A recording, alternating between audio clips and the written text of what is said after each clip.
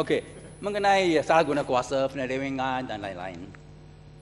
Pertama mengenai salah kuasa pihak polis. Sewaan helikopter pihak polis.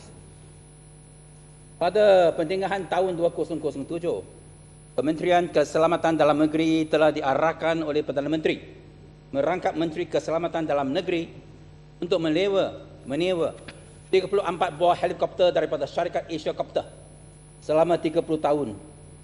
Anggaran penewaan ini ialah 20 bilion ringgit.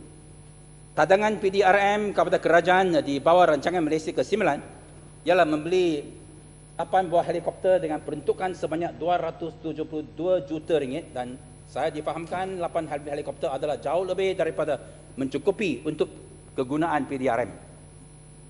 Soalan saya ialah apakah perlunya PDRM menewa 34 buah helikopter daripada Asia Copter Sdn Bhd, padahal cadangan PDRM kepada kerajaan pada asalnya hanya membeli 8 helikopter sahaja.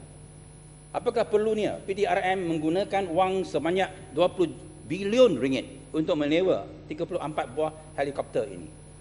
Kenapakah PDRM tidak menggunakan peruntukan ini dalam usaha pembasmian jenayah dan peningkatan gaji dan allowance anggota polis, tetapi ia disalurkan untuk menewa 34 buah helikopter?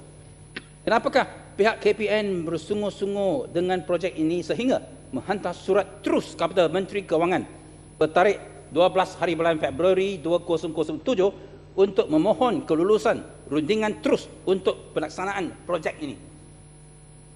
Bila Ketua Polis Negara menjadi satu flogger of tender. Kita bernasib baik selepas pilihan raya umum yang lalu bahawa Menteri telah bertukar dan telah menggunakan cadangan tersebut ke Kabinet, dan Kabinet telah menolakkannya dalam bulan Mei yang lalu. Sekali lagi kami dimaklumkan bahawa KPN tanpa segan silu telah menulis surat secara terus kepada Perdana Menteri untuk membuat pembelian helikopter sebanyak 8 unit ini secara rundingan terus dengan syarikat Asia Copter. Untuk maklumat, pembelian helikopter 8 unit ini telah diluluskan dalam kajian separuh penggal rancangan Malaysia ke-9 oleh pihak EPU dengan anggaran kos 272 juta ringgit, tetapi cadangan syarikat Asia Copter yang disokong oleh Ketua Polis Negara mencadangkan harga 350 juta ringgit. Mengenai e-Police Force Solution, merupakan satu rangkaian sistem wireless digital sepenuhnya yang berasas teknologi informasi dan komunikasi (ICT) yang canggih dengan litupan seluruh negara. Sistem ini berupaya menyalurkan suara, data, video, grafik dan maklumat biometrik dan DNA secara serentak tanpa batasan. Kertas cadangan pelaksanaan projek ini bernilai 4.2 bilion ringgit. Semua bilion. PDRM berminat dengan sistem ini kerana mereka percaya ia dapat membantu pihak polis dalam siasatan dan membenteras jenayah. Tuan Ketua, tiada tidak masalah dengan keinginan PDRM untuk membeli sistem teknologi yang boleh membantu mereka menjalankan siasatan jenayah ini. Tetapi apa yang tidak faham dalam urus niaga ini ialah satu, kenapa Ketua Polis Negara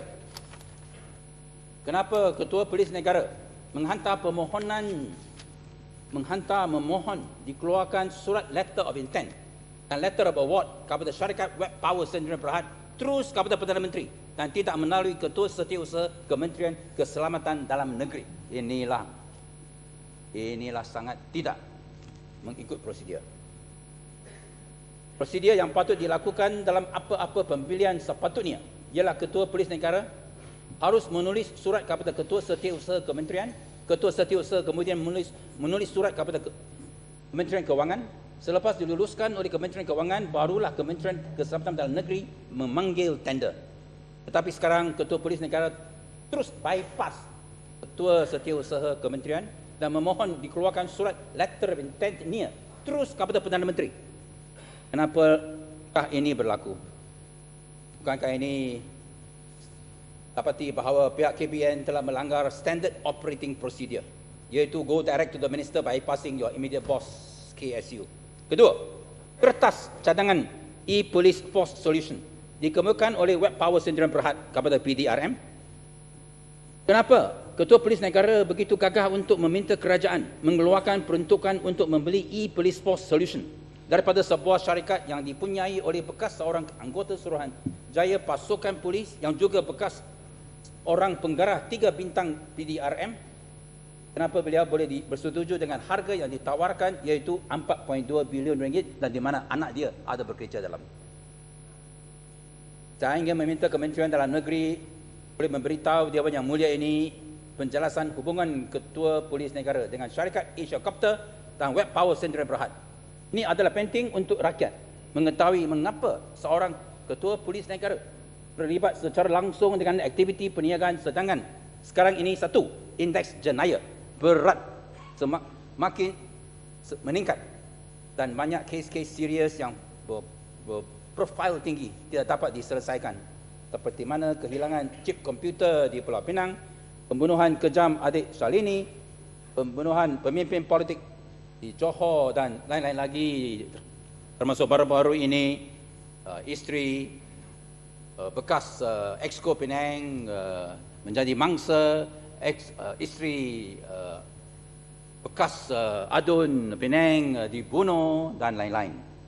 Kedua, kegiatan rasuah dan salah guna kuasa di kalangan pegawai kanan dan anggota polis makin meningkat. Banyak kes yang tergantung tanpa tindakan seperti kes tata tertib penggara logistik PDRM hingga kini senyap tanpa tindakan. Sedangkan kes tersebut telah menjadi buah mulut di kalangan pasukan PDRM dan orang ramai.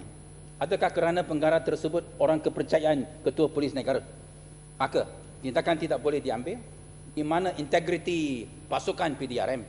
Ketiga, ada 2 kenyataan akhbar APN Ketua Polis Negara dalam akhbar pada bulan Ogos dahulu, juga berkaitan pelibatan sebuah syarikat IT dengan negara Israel.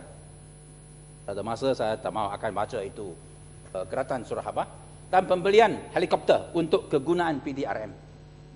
Amat memerlukan kerana kedua-dua ni akhir kemudian adalah dinafikan kebenarannya oleh Yang Berhormat Menteri Dalam Negeri. Bagaimana perkara ini boleh berlaku? Ketua Polis Negara kata adalah masalah di mana sebuah syarikat IT ada dilibat oleh pihak Israel. Menteri kata tidak. Ketua Polis Negara kata bahawa helikopter sudah diluluskan, pembelian helikopter untuk polis sudah diluluskan oleh Kabinet. Kemudian Menteri kata tidak. What is going on?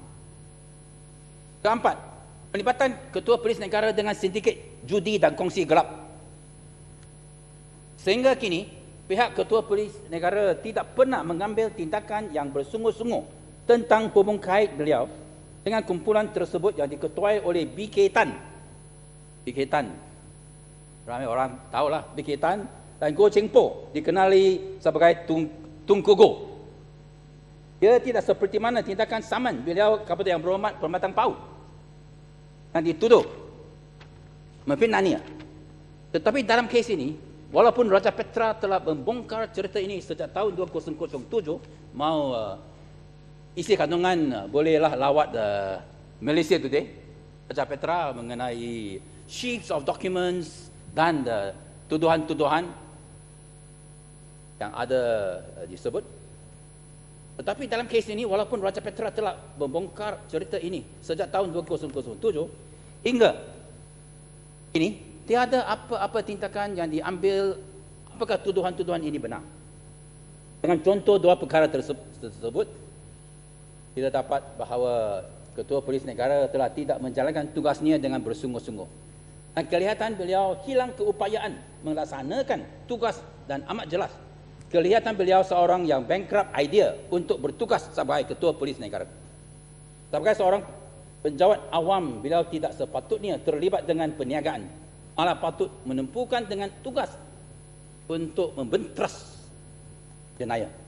Oleh itu, saya mencadangkan demi integriti dan keselamatan negara ini adalah lebih baik Tan Sri Musa meletak jawatan secara serta-merta sebagai Ketua Polis Negara. Dia tak layak terus menjadi Ketua Polis Negara.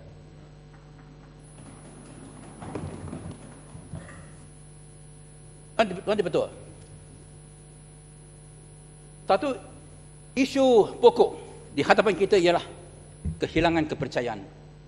Dan tidak apa tindakan boleh diambil yang boleh kata bahawa saudara berjaya untuk memulihkan kepercayaan.